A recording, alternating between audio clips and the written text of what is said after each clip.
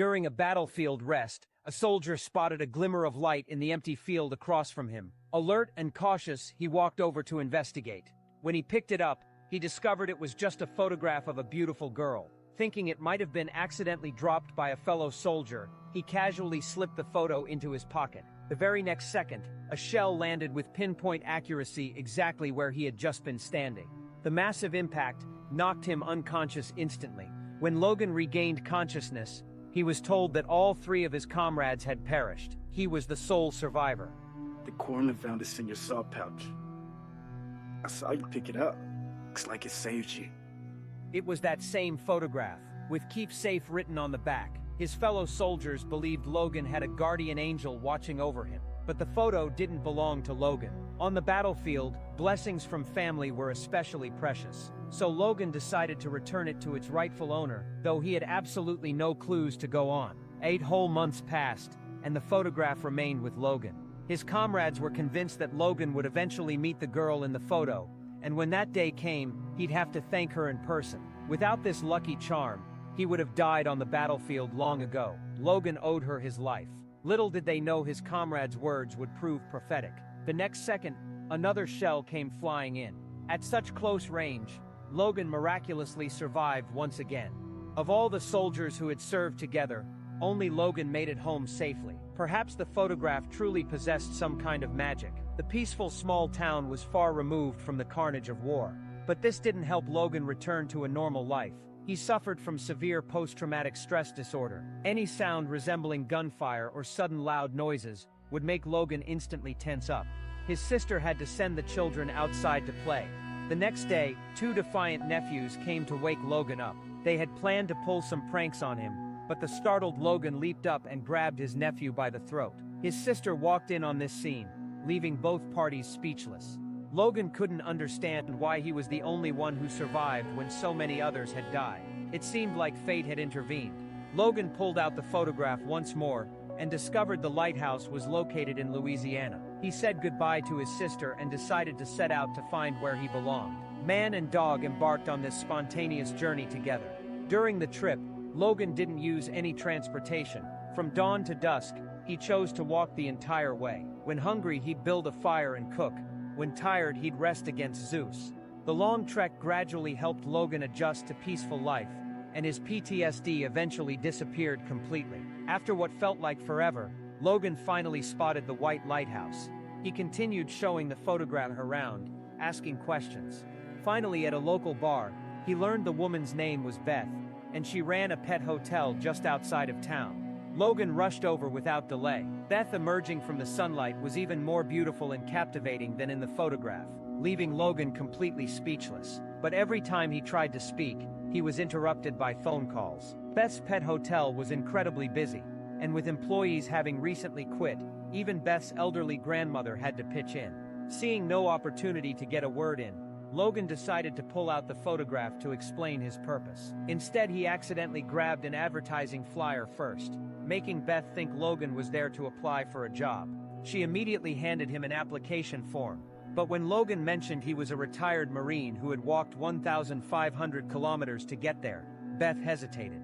She figured the guy in front of her must be crazy, because no soldier would travel thousands of miles just to clean up dog poop. So she asked her grandmother to send Logan away.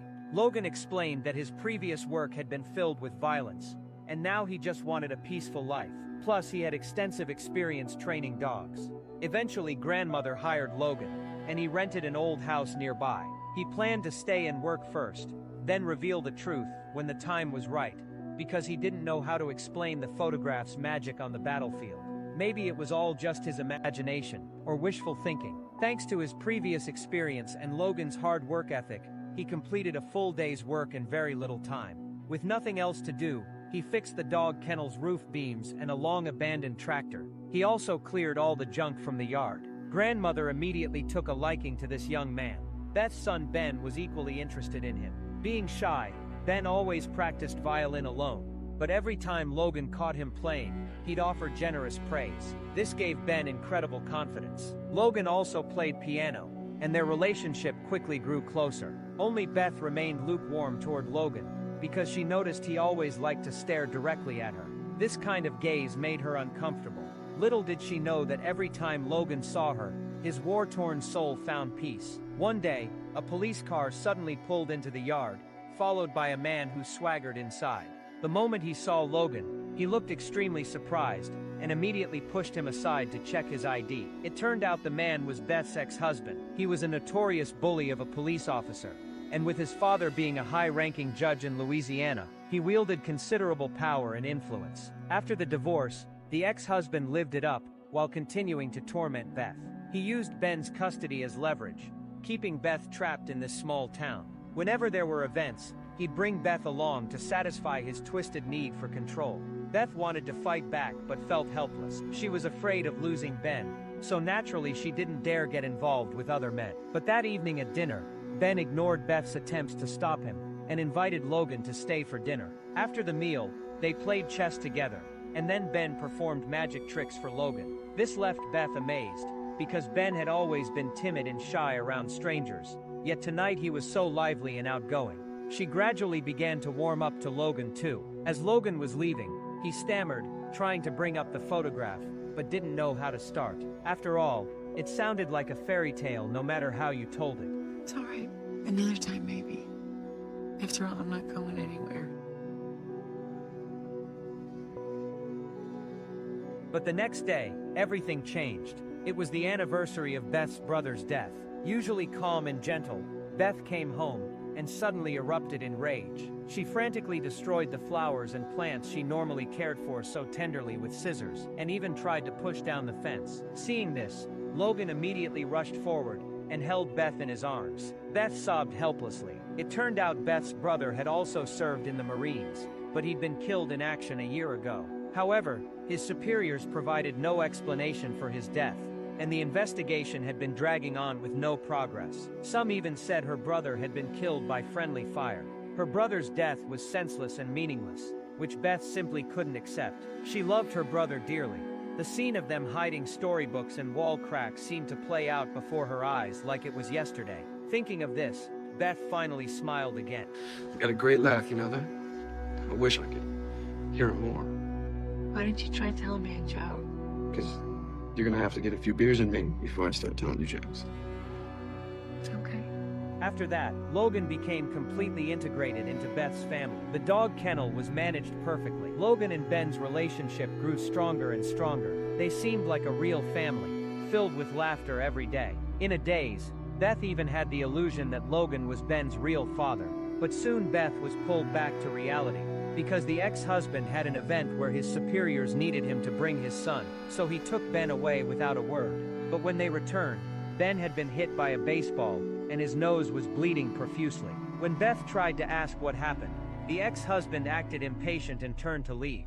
Beth chased after him to complain. Hey, second. Who do you think you're talking to, huh?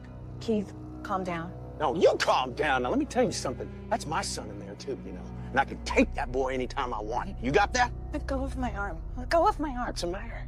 You should do what she says. Let go of her arm. But then Logan appeared and diffused the situation for Beth, while also establishing a grudge with Beth's ex-husband. Logan then went inside, and Beth immediately started explaining non-stop. She wanted to make herself look less pathetic. Instantly, a warm feeling swept through Beth's entire body, a sensation she hadn't experienced in a long time. Seeing Logan about to leave, Beth could no longer suppress her emotions, and rushed outside to call him back. Hey! When are we gonna get those beers? I won't forget. That evening, Beth dressed up carefully. Grandmother smiled knowingly, seeing everything. Perhaps because she hadn't been on a date in so long, Beth seemed even more nervous than Logan. They went to the dock, where Beth told Logan that her parents had died when she was very young. So besides grandmother, her brother was her most beloved family member. Her brother's death had been devastating for the whole family. Back then, they loved playing on this little boat the most. Unfortunately, the boat was now too old and broken to operate. Beth had always wanted to take Ben out to sea once. Logan silently took note of this. As they confided in each other, their feelings rapidly intensified. But just as they finally kissed, a police car actually followed them to this remote location. It was obviously one of the twisted ex-husband's subordinates. This was a warning. The ex-husband didn't want them to be happy, but Beth had already fallen in love. She often stared at Logan in a daze. Grandmother also expressed her full support. She didn't want her granddaughter to remain under someone else's control forever. It was time for her to find her new life. But at Ben's 8th birthday party, watching Logan so close to his son, the ex-husband couldn't stand it anymore. He came to the kitchen and issued a stern warning. If Logan wasn't sent away, he would take Ben directly. In court, everyone would side with him. Beth was terrified. To keep Ben, she had no choice but to give Logan his walking papers. You don't know what I'm dealing with. I do know that you deserve better than this. On the way back, the ex-husband couldn't resist following Logan, constantly whistling and mocking him. His smug attitude was absolutely disgusting, but Logan still ignored him. Hey, you ought to listen to me. You don't know who you're dealing with. No, I know exactly who I'm dealing with. I've known guys like you my whole life. You think a gun and a badge and a name make you something because you carry 'em. Better watch your mouth. I'm done talking to you. That night, grandmother asked Beth if she planned to be threatened by her ex-husband for the rest of her life. Sacrificing everything for your child isn't selfless. It's absurd. Beth had no response. For herself and for her son, she decided to be brave for once. Early the next morning, Beth brought Ben to the ex-husband's house. The ex-husband was still joking about how to spend the evening. You know what, Kate? That's not gonna work anymore. I figured it out. You don't want full custody any more than I want you to have it. You can try and take him, but I will fight you. I will fight you and your family's lawyers. I am a damn good mother. But then Beth showed unprecedented firmness and exposed her ex-husband's true nature. He really didn't want to raise the child. He just wanted to use Ben to control Beth. Finally free from constraints, Beth threw herself into Logan's arms. But she didn't know the twisted ex-husband had been following them, spending the entire night outside the house, listening to their sounds. Learning Logan's address, terrible plans began brewing in the ex-husband's mind. With Logan's companionship, Ben's musical skills improved dramatically. He even performed a piece for everyone at church. Ben not only received unanimous praise from everyone, but his peers also looked at him with new respect. Beth was almost moved to tears on the spot. Seeing this scene, the ex-husband burned with rage. Just then, a friend told him that back at the bar, some guy had been showing Beth's photo around asking questions. That guy was Logan. Instantly, the ex-husband hatched a plan. When Logan returned home, he found his door had been broken into, and Beth's photograph was missing from his table. Meanwhile, the ex-husband took the photo to Beth and began his manipulation. Why would the photo Beth gave her brother end up with Logan? Plus, her brother had been killed by friendly fire. Logan had no friends, no relatives. He just suddenly appeared with the photo looking for Beth. Who would be so good to someone for no reason? It was hard not to suspect Logan's motives. He might be the killer who murdered her brother, coming here specifically to atone for his sins. The ex-husband's manipulation worked. When Logan arrived, Beth was confrontational and aggressive. Logan had no choice but to tell that unbelievable, fairy tale-like story about the photograph on the battlefield. I promised myself that if I made it out, I would find that girl and thank her for saving my life when others weren't so lucky. But I couldn't find the words. How do you explain something that you can't even understand yourself? But Beth still couldn't forgive Logan right away. She believed this photograph should have protected her brother. Neither said much more. Then Ben stopped Logan and gave him his favorite book. Take care of your mom, Mark. I thought I was the pilot. Logan had always worn the dog tags of himself and his deceased buddy around his neck. Now he gave his own tag to Ben, hoping it would bring him good luck always. The next day, Beth went alone to the dock to clear her head, but discovered Logan had already fixed the little boat. While marveling at this, she didn't know what to do. Meanwhile, the ex-husband was drunk and happened to run into Logan on the street. He immediately approached with provocation, even pulling out a weapon.